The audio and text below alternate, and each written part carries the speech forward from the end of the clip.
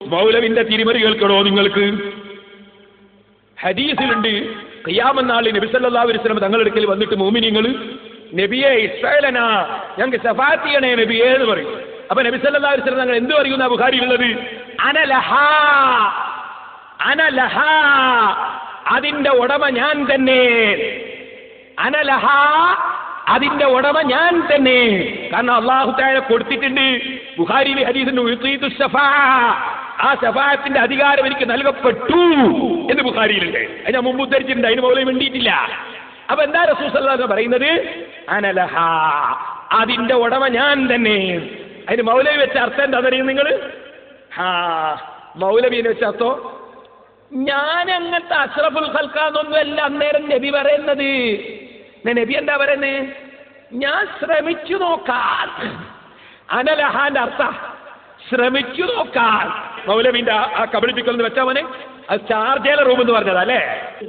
ഞാൻ അഷ്റഫുൽ ഖൽഖാണ്, ഞങ്ങളെ കാര്യം ശരിയാക്കി തരാ എന്നല്ല പറയുന്നത്. അദ്ദേഹം പറയുന്നു, ഞാൻ നോക്കട്ടെ, ശ്രമിക്കാം. നോക്കട്ടെ, ഞാൻ നോക്കട്ടെ, ശ്രമിക്കാം. അനലഹാന്റെ അർത്ഥ. അപ്പൊ ഹുസൈൻ സലഫീൻ ഒരാൾ ചൂണ്ടിക്കാണിച്ചു കൊടുത്തു, ഭാര്യയുണ്ടപ്പുറം. അപ്പോ ആ ഭർത്താവ് ആരതാന്ന് ചോദിച്ചു. അപ്പൊ ഒരാൾ ലഹ, ലഹ എന്ന് പറഞ്ഞാൽ ആ ഭാര്യക്കുള്ളതാണ്, ആ ഭാര്യക്കുള്ള ഭർത്താവാണ്, ആ ഭാര്യക്കുള്ളതാണ്. ഇയാളെങ്ങനെ അർത്ഥം വെക്കുക? ഞാൻ ശ്രമിക്കാം. ലഹാന്റെ അർത്ഥാപ്പം വെച്ചത് ശ്രമിക്കാം.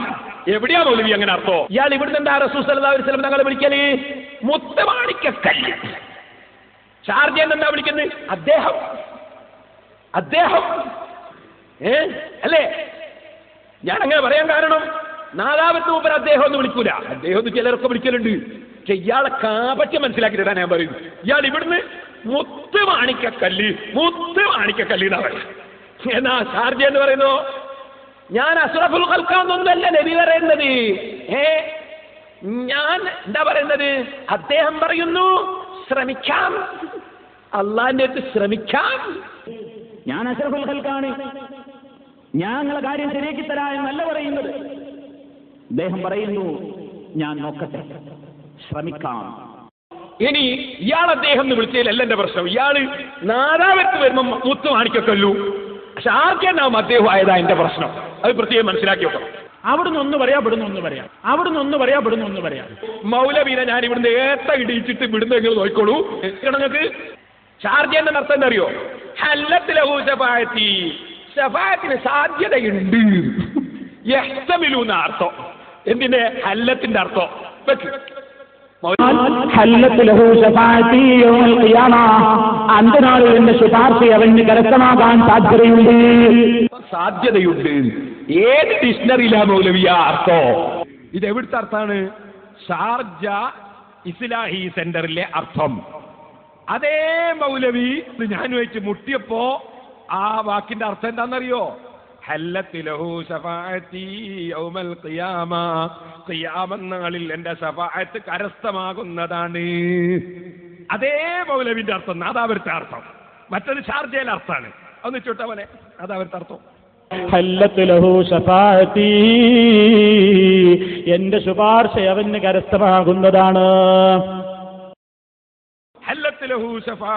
എന്റെ ശഫാഅത്ത് കരസ്ഥമാകുന്നതാണ്.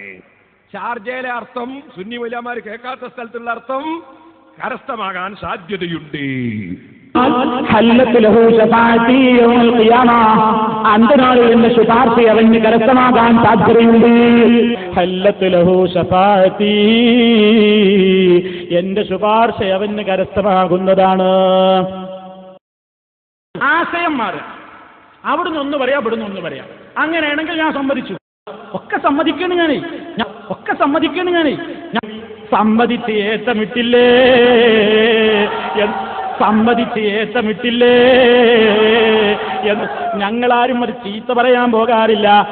ഞങ്ങളാരും ഒരു ചീത്ത പറയാൻ പോകാറില്ല. പെരുങ്കൾ വഞ്ചകൻ, പെരുങ്കൾ വഞ്ചകൻ. ഞങ്ങളാരും ഒരു ചീത്ത പറയാൻ പോകാറില്ല. ഈ പെരുങ്കൾ വഞ്ചകൻ. ഞങ്ങളാരും ഒരു ചീത്ത പറയാൻ പോകാറില്ല.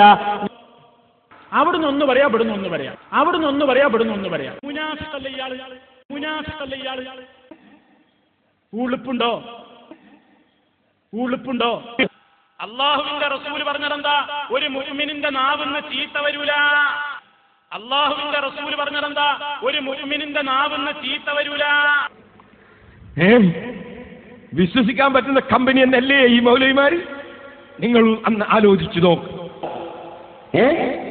ആ ഷാർജയെന്ന് പ്രസംഗിച്ച് ആളുകളെ CD ഇറക്കി പൈസ ഉണ്ടാക്കിയിട്ട്, മുഴുവൻ ആയത്തും ഹദീസും അർത്ഥം മാറ്റിയിട്ട് CD ഇറക്കി പൈസ ഉണ്ടാക്കിയിട്ട് നാദാവർക്ക് വന്ന് കുടുങ്ങിയതല്ലേ ഈ മൗലവി? അവിടത്തെ പോലെയാണെന്നാ വിചാരിച്ചത്?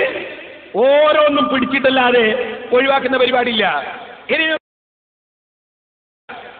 ഇവരെ കബളിപ്പിക്കൽ എന്ത്? ഇസ്ലാം ദീനെ നശിപ്പിക്കാനായി കാറ്റ് കെട്ട് ഇറങ്ങിയതല്ലേ ഈ മൗലവിമാര്? ഇനിയൊക്കെ ഒന്ന് വെക്കണോ? നമ്മളെ മറ്റേ ചങ്ങാതി ഉണ്ടല്ലോ,